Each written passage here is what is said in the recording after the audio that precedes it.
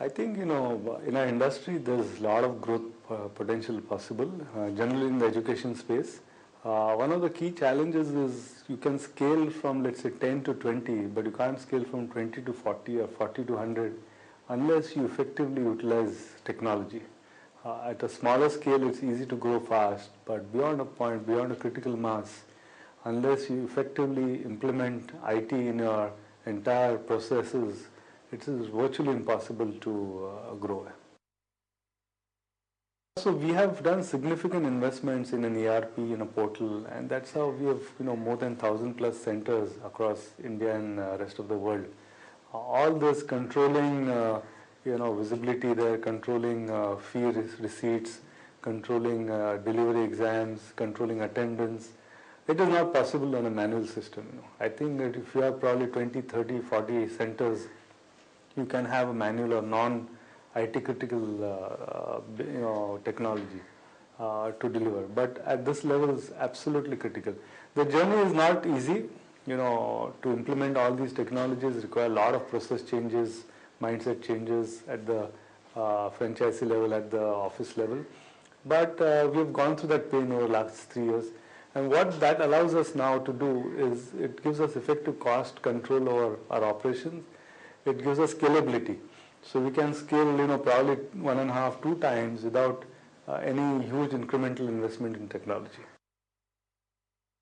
They are very large. In fact, I don't know if many companies have this, but our CRO is the CSO. So both the Chief Strategy Officer and Chief Information Officer role is rolled into one. That's the importance we give to IT. So he handles strategy as well as IT. And that's not by mere accident, that's by design. By design, we want IT to be a very strategic part of our overall business.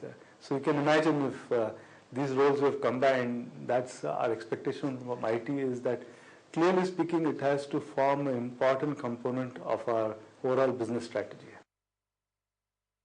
Well, by definition, an IT company will embrace a lot more IT than a non-IT company. That's, given. The DNA is IT.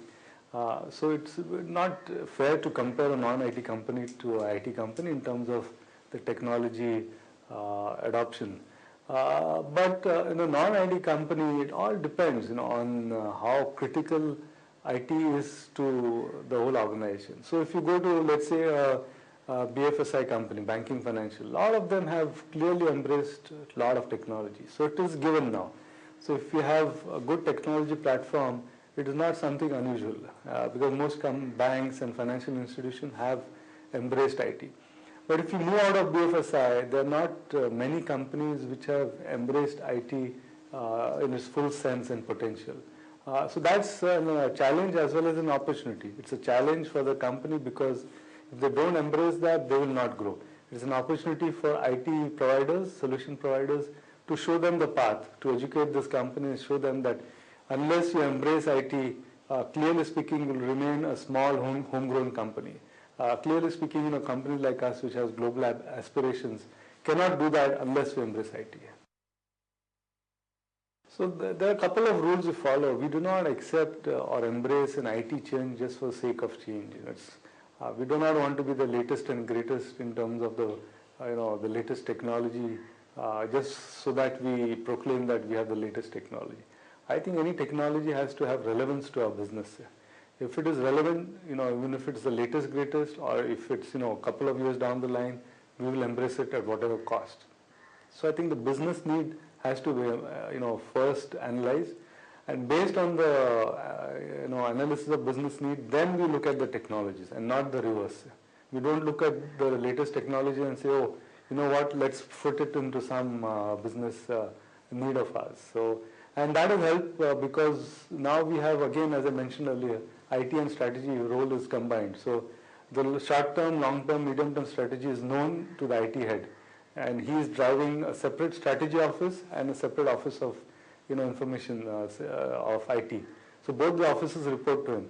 So once the long-term business strategy is identified, business needs are identified, then we look at technology.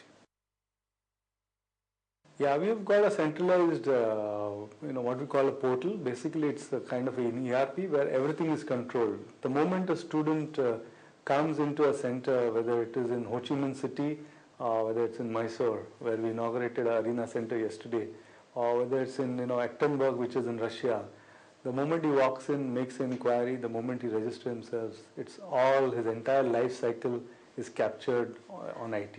When he appears for exams, when he attends exams, what are the marks he gets, it's all captured. It's a combination of the two, but this entire thing was not developed by us. We don't do any development. We have a small team which basically looks after the regular maintenance, but we don't develop. I think we need to leave development to the people who are good at it. There's no area where there's no dearth of good talent, whether it's IT, whether it's finance, whether it's network management, marketing. Good companies will always chase good talent, and good talent will always be in short supply. We launched it, I think, sometime last year, which is around November, December, and Vijay Mukhi was our cloud evangelist, and he helped us in the design of the course. So there are 3 levels of the course: level 1, level 2, and level 3. I think if one does all 3 levels put together, it is, I think, around 60 or 70 hours course. At the end of it, so level 1 is introductory, and at the end of level 3, a person can probably take the first steps to becoming a cloud architect or a cloud programmer. We have fairly high aspirations. Immediately we do want to become a global career education company. We do have, today out of our retail revenue, 33% of our revenue is from outside India. We want to increase that revenue, and aspirations are high, and these certainly cannot be met unless IT becomes a central driving force.